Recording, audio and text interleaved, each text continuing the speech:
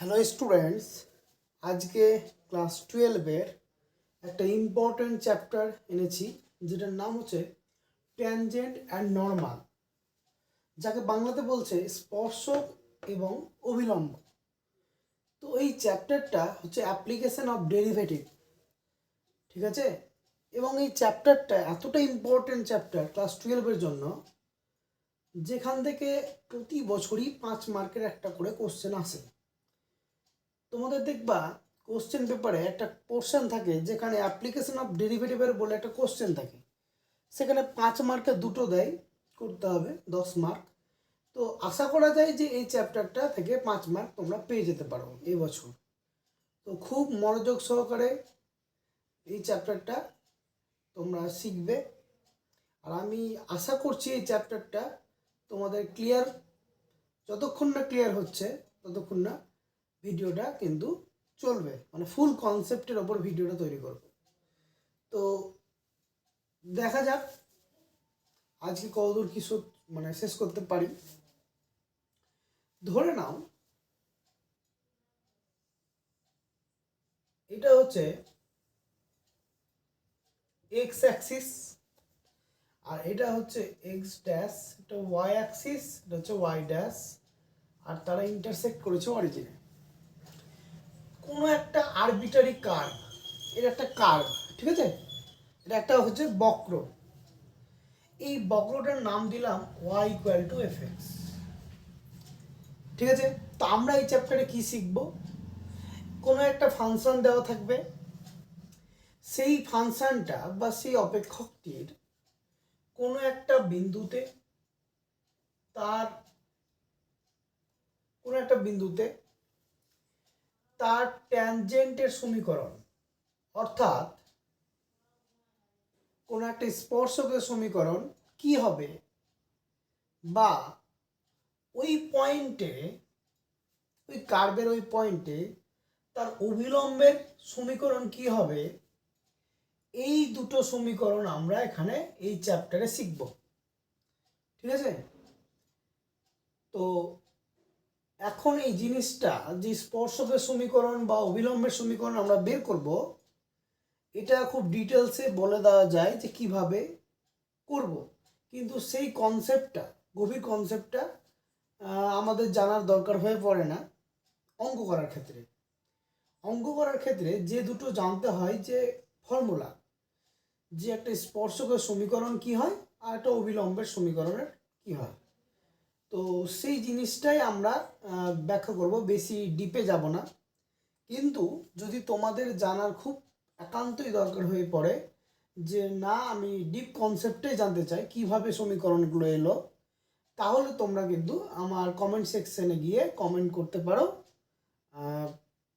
তবে আমি তোমাদের যদি নিড দেখি, হ্যাঁ, তাহলে সেটার উপরে আমি আলাদা করে কনসেপচুয়াল, মানে একদম ডিপ কনসেপ্টের ওপর ভিডিও তৈরি করব। তো কথা না বাড়িয়ে এখন শুধুমাত্র 5 মার্ক কী করে পাওয়া যায় তার জন্য যতটুকু কনসেপ্ট প্রয়োজন ততটুকুই দেব, জাস্ট ফর্মুলা বেসিস। তো এখানে একটা কার্ভ আছে, সেটা হচ্ছে y equal to F x. তো কার্ভের কোনো একটা বিন্দুতে আমরা কি করি, স্পর্শক টানি। আমি এখানে ধরো x1, y1, এই পয়েন্টে যে স্পর্শকটা টেনেছি সেটা অবশ্যই তোমার একটা কি সরলরেখা। তো সরলরেখার সমীকরণই হবে স্পর্শকের সমীকরণ, হ্যাঁ, সরলরেখার সমীকরণ ছাড়া কিছুই নয়। একই রকম করে তোমার এই পয়েন্টে অভিলম্বের সমীকরণ, যেটা মানে এই পয়েন্টে যেটা 90 ডিগ্রি হয়ে আছে, এই যে লাইনটা কত ডিগ্রি অ্যাঙ্গেল করেছে দেখো, অভিলম্ব মানে বোঝাচ্ছে যে পয়েন্টে আমি অভিলম্বের সমীকরণ বের করতে চাইছি সেই পয়েন্টে আগে স্পর্শক বের করতে হয়, এবং এই স্পর্শকের সঙ্গে যে 90 ডিগ্রি করে যে সরলরেখাটা চলে যাচ্ছে সেটাই কিন্তু তোমার, হ্যাঁ, তোমার হচ্ছে অভিলম্ব, মানে এটা হচ্ছে তোমার অভিলম্ব, আর এটা হচ্ছে তোমার স্পর্শক, এটা হচ্ছে স্পর্শক। এই ফাংশনটার এই পয়েন্টে স্পর্শক হচ্ছে এটা, যেটা নাম ইংরেজিতে বলে ট্যানজেন্ট, আর এই পয়েন্টেই এই কার্ভের এটা হচ্ছে অভিলম্ব, যাকে ইংরেজিতে বলা হয় নর্মাল। ঠিক আছে, তো আমরা এখন যেটা শিখব যে কোনো একটা ফাংশন দেওয়া থাকবে এবং কোনো একটা পয়েন্টে তার স্পর্শকের সমীকরণ কি হয় আর অভিলম্বের সমীকরণই কি হয়। ঠিক আছে, তো আমরা চলো দেখি ব্যাপারটা। ধরো একটা আমি ফাংশন আছে, সেটা হচ্ছে y ইকুয়াল টু fx। ঠিক আছে, এই যে y ইকুয়াল টু fx ফাংশনটা আমি চাইলাম কি কোনো একটা বিন্দু x1, y1, এই বিন্দুতে স্পর্শকের সমীকরণ কি হবে। ঠিক আছে, তো এই বিন্দুতে স্পর্শকের সমীকরণ যেটা হবে, স্পর্শকের তোমরা একটু নোট ডাউন করে নিবা। স্পর্শকের সমীকরণের ফর্মুলা বা সূত্রটা হচ্ছে এরকম যে y minus y1, y minus y1, ঠিক আছে, equal to dy dx, dy dx at the point x1, y1 into x minus x1। ঠিক আছে, দেখো এটা কিন্তু আমরা সরলরেখার সমীকরণে শিখেছি ক্লাস 11-এ, যে এটা একটা সরলরেখারই সমীকরণ। হ্যাঁ, কারণ আমরা দেখলাম যে কোনো একটা কার্ভ তার যে কোনো একটা পয়েন্টে আমি যদি স্পর্শক ড্র করি, তো সেই স্পর্শকটা একটা সরলরেখাকে রিপ্রেজেন্ট করে। তাই স্পর্শকের সমীকরণ একটা সরলরেখার সমীকরণই হবে, আবার অভিলম্বের সমীকরণও একটা সরলরেখার সমীকরণই হবে। তো ধাঁচটা হবে আমরা যেটা জানি y minus y1 equal to কি জানি, এখানে ফর্মুলা কি হয় y2 minus y1 by x2 minus x1, তাই তো। এই যে y2 minus y1 by x2 minus x1 এখানে হতো 11-এ শিখেছিলা, সেটাই কিন্তু তোমার dy dx। ঠিক আছে, সেটাই হচ্ছে প্রবণতা। তো ওই প্রবণতাটা আমাকে জানতে হবে dy dx at the point x1, y1, মানে যে পয়েন্টে আমাকে স্পর্শকের সমীকরণটা বের করতে হবে সেই পয়েন্টে আমাকে ওই ফাংশনের dy dx বের করতে হবে ইন্টু x মাইনাস x1। আর আরেকটা হচ্ছে অভিলম্বের সমীকরণ। অভিলম্বের সমীকরণ কি হয়, অভিলম্বের সমীকরণ হয় y minus y1 equal to হবে minus dx dy at the point x1, y1 into x minus x1। একটা জিনিস মাথায় রাখো, এই যে আমরা জানি কোনো একটা সরলরেখা আরেকটা সরলরেখার উপর যদি লম্ব হয়ে যায় 90 ডিগ্রি হয়ে যায়, তো এই সরলরেখার প্রবণতা যদি m1 হয় আর এই সরলরেখার প্রবণতা যদি m2 হয়, তো তাদের গুণফল কি হয় m1 ইন্টু m2 সমান কি হয় -1, তাই তো। m1 ইন্টু m2 সমান -1, তো তার মানে তাদের প্রবণতার গুণফল -1 হয়। আমি তোমাকে কি শেখালাম, যে একটা কার্ভ থাকবে, সেই কার্ভের কোনো একটা পয়েন্টে যদি স্পর্শক টানি, অভিলম্ব বলছে যে স্পর্শকের ওপর ওই বিন্দুতে যে 90 ডিগ্রি অ্যাঙ্গেল করে যে সরলরেখাটা থাকবে সেটাই তোমার অভিলম্বের সমীকরণ। তার মানে বুঝতে পারছো যে স্পর্শকের প্রবণতা যা হবে আর অভিলম্বের প্রবণতা যা হবে তাদের গুণফলের কি হয় -1 হয়ে যাবে। তাহলে দেখো যদি একটা প্রবণতা dy dx হয়, তাহলে গুণফল যদি -1 হতে হয়, ঠিক আছে, তাহলে এটার মান কি হবে dx dy minus dx dy, তবে তো এটা গুণ করে -1 হয়। তো এই জন্য এখানে মাইনাস dx dy আসে at the point x1, y1। তো আরেকবার রিপিট করে দিই তোমাদের ব্যাপারটাকে, যে একটা ফাংশন থাকবে y ইকুয়াল টু fx, একটা পয়েন্টে আমরা হয় স্পর্শকের সমীকরণ বের করব, নাহলে অভিলম্বের সমীকরণ বের করব। স্পর্শকের সমীকরণ বের করতে গেলে ফর্মুলা দাঁড়াবে y minus y1 equal to dy dx at the point x1, y1 into x minus x1। আর অভিলম্বের সমীকরণ বের করতে গেলে হবে y minus y1 equal to minus dx dy at the point x1, y1 into x minus x1। চলো এই ব্যাপারটা আমি একটা অঙ্ক নিয়ে ব্যাপারটাকে বলি। ঠিক আছে, তো এটা তোমরা খাতায় টুকে নাও এবং আমি মিটিয়ে দিচ্ছি।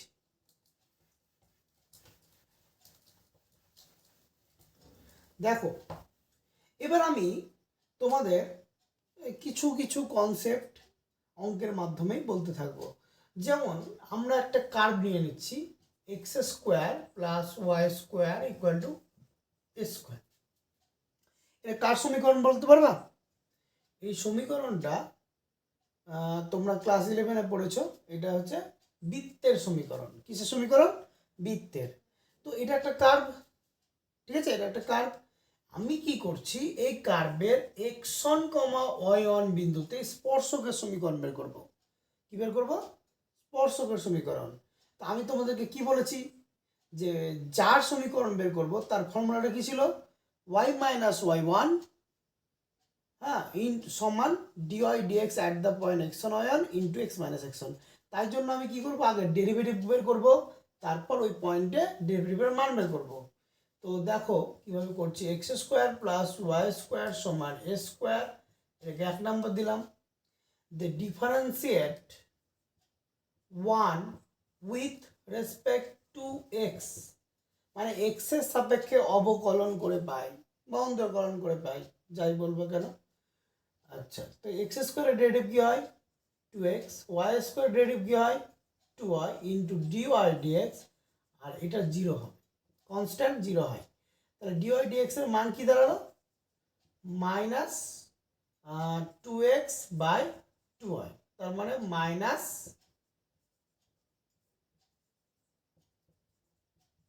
x বাই y, ঠিক আছে। আচ্ছা, এই যে মাইনাস এক্স বাই এলো, কিন্তু আমাকে কোন পয়েন্টে বলেছে? x1 y1 পয়েন্টে, ঠিক আছে। x1 y1 পয়েন্টে তাহলে কি হবে দেখো, dy dx at the point x1, y1 minus x1 by y1, মানে x এর জায়গায় x1 বসালাম, y এর জায়গায় y1 বসালাম। তাহলে আমি কি ওই পয়েন্টে dy dx এর মান বের করলাম। এবার আমরা ফর্মুলা কি জানি, যে অতএব নির্ণয় স্পর্শকের সমীকরণ কি হবে?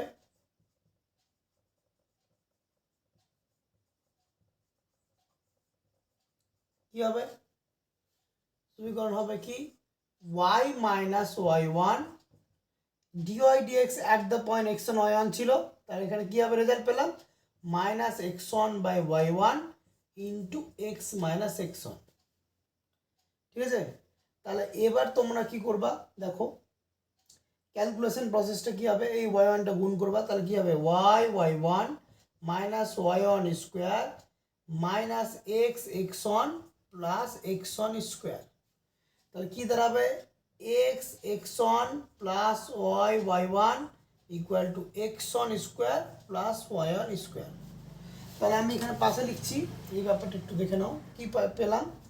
বাম দিকে পেলাম x1 plus y1 equal to কি, এই জায়গাটা মানে কি এবার দেখো, এখানে দেখো কোনো একটা বৃত্ত ছিল, তার কোনো একটা পয়েন্ট আমি স্পর্শক চাইছি, সেই পয়েন্টটার নাম কি ছিল x1, y1। তাহলে বুঝতেই পারছো যে যে পয়েন্টে আমি বের করব স্পর্শকের সমীকরণ, অবশ্যই সেই পয়েন্টটা কি ওই কার্ভেরই উপর একটা পয়েন্ট। অর্থাৎ এটা যদি x1 y1 দিয়ে স্যাটিসফাই করবে এই কার্ভের সমীকরণটা, তাহলে x1 y1 দিয়ে যদি স্যাটিসফাই করে, তাহলে এখানে কি হবে x1 square plus y1 square সমান কি পাবো? এ স্কোয়ার। তা এটার মান কত?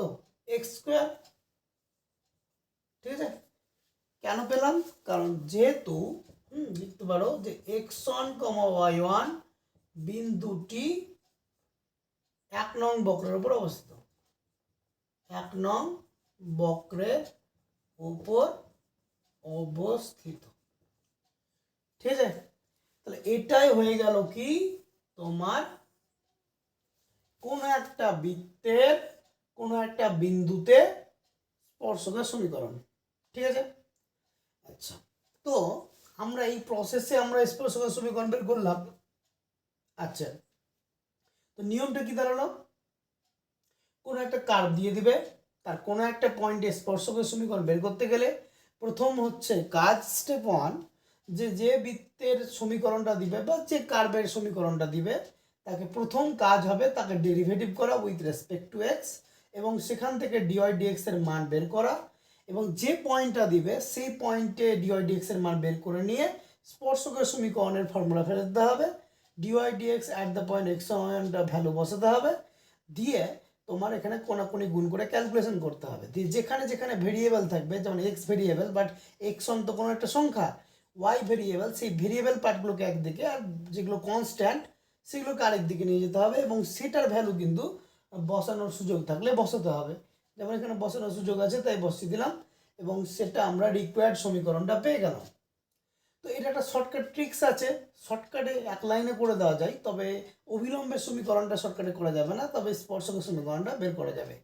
তো সেটা নিয়মটা কি আমি একটু বুঝিয়ে দিই এটাকে, যে এত কিছু না করেও কিন্তু ইজিলি বলে দেওয়া যায় কীভাবে, সেটা দেখো। কিন্তু পরীক্ষায় যদি 2 মার্কের কোশ্চেন থাকে তাহলে আমরা কিন্তু শর্টকাট অ্যাপ্লাই করব না, কিন্তু যদি দেখি যে অঙ্কটা বেশ লম্বা অঙ্ক, বিশাল বড় হয়ে যাচ্ছে, তখন আমরা তাড়াতাড়ি করার জন্য এটাকে আমরা ইউজ করতে পারবো, ঠিক আছে। বা এমসিকিউর জন্য আমরা করে নিতে পারি শর্টকাট, ঠিক আছে, যেখানে কোনো ক্যালকুলেশন দেখাবার প্রয়োজন হয় না। তো এই ব্যাপারটা শর্টকাট নিয়ে একটু আলোচনা করি, দেখো এটা নাও। তো এখানে আমার কি ছিল, X square plus Y square equal to A square. আচ্ছা, তো এই যে এক্স স্কোয়ার ছিল আর ওয়াই স্কোয়ার ছিল, ঠিক আছে। তো এই মাথায় রাখবা যে এক্স স্কোয়ারের জায়গায় আমি লিখবো এক্স এক্স ওয়ান, কারণ এক্স স্কোয়ার আছে তো কোনো কোয়াড্রেটিক, মানে তুমি ধরে নাও যদি দ্বিঘাত কোনো একটা টার্ম থাকে তাকে এইভাবে লেখা হয়, এক্স স্কোয়ারকে লিখবা X X one, Y square লিখবা কি ওয়াই ওয়াই ওয়ান, ঠিক আছে। 2x যদি থাকে কোনো জায়গায় তাহলে লিখবা okay X plus X one, 2y যদি থাকে তাহলে লিখবা তাকে ওয়াই প্লাস ওয়াই ওয়ান। এরকম কন্ডিশন মেনে যদি তুমি করতে পারো তাহলে ইজিলি কিন্তু আমরা সমীকরণটা বের করে নিতে পারবো। যেমন ধরো এখানে এক্স স্কোয়ার আছে, তা আমি লিখতে পারি X X one, Y square আছে তো আমি লিখবো Y Y one equal to A square. বোঝা গেল? তাহলে এটা ইজিলি কিন্তু ওই এক্স ওয়ান ওয়াই ওয়ান পয়েন্টে আমি এই বৃত্তের স্পর্শকের সমীকরণ বের করে নিতে পারলাম। আচ্ছা, আমি তোমাদেরকে বলি যে আমি যদি এখন এটা অবিলম্বের সমীকরণ বের করি ওই পয়েন্টে, তাহলে আমাকে কি করতে হবে আমি জাস্ট একটু বলে দিচ্ছি, তোমরা নিজেরা ট্রাই করবা, না নেক্সট ক্লাসে আমি আর একটু আলোচনা করে আবার নতুন জিনিস বোঝাবো। তো আজ এইটুকুটাই শুধু বলি, এইটা সমান স্কোয়ার দিয়ে তুমি প্রথমে ডিওয়াই ডিএক্সটা আগের মতন করে বের করবা। ডিওয়াই ডিএক্স সমান কি পাবা, মাইনাস এক্স বাই ওয়াই, ঠিক আছে। তো এখানে তোমাকে বের করতে হবে ডিএক্স ডিওয়াই, তা ডিএক্স ডিওয়াই উল্টে যাবে, কি হবে মাইনাস ওয়াই বাই এক্স। এবার তোমাকে বের করতে হবে dx by dy at the point X one comma Y one, তাহলে আসবে minus Y one by X one, ঠিক আছে। এই যে জিনিসটা পাবা সেখানে আমরা ফর্মুলা কি শিখেছিলাম, অবিলম্বের সমীকরণ ওয়াই মাইনাস ওয়াই ওয়ান সমান ডি মাইনাস ডিএক্স ডিওয়াই, তার মানে মাইনাস ডিএক্স ডিওয়াই যদি এখানে নিই তাহলে এখানে মাইনাস মাইনাসে প্লাস হয়ে যাবে, তাহলে দাঁড়াবে Y one by X one into X minus X one. Multiply করি তাহলে কী পাবো, Y X one minus X one Y one, এখানে পাবো X Y one plus sorry minus X one Y one. তাহলে কী দাঁড়াবে, দেখো ভেরিয়েবল যেখানে আছে, যেখানে শুধু এক্স আর শুধু ওয়াই থাকবে সেগুলোকে একদিকে আনবা, হ্যাঁ। তো আমরা কি করছি, আমরা এদিকে আমি আনছি, ঠিক আছে। তাহলে আমি কি পাবো, আচ্ছা এই জিনিসটা ওইদিকে নিয়ে যেতে পারি, তাহলে এখানে কী হবে X Y one minus Y X one, আচ্ছা X Y one minus Y X one, ঠিক আছে। আচ্ছা এখানে অবিলম্বের সমীকরণটা কি দাঁড়ালো, মাইনাস ডিএক্স ডিওয়াই, তাই না, অর্থাৎ